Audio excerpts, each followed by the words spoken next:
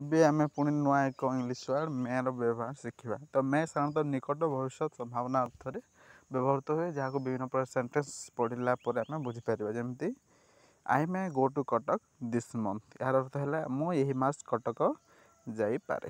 Next माँ बगीचा थी पारती mother may be in the garden.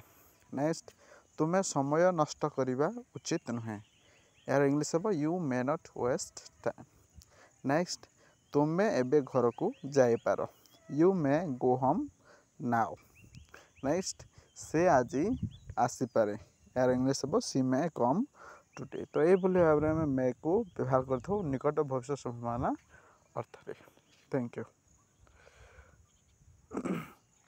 जदि वीडियोटी भल लगे निहत लाइक करेंगे शेयर करेंगे सब्सक्राइब करने को भूलें नहीं ऑथेंटिक वीडियो पाइबा। तो मैं हूँ आमर जहाँ भी निकट भविष्य संभावना अर्थ व्यवहार हो पारे जमीक आई may go to Balangir today अर्थात मुझे आज बलांगीर जापे मोर निकट फ्यूचर किंतु मुझे जाए तो ये अर्थ व्यवहार हो पारे।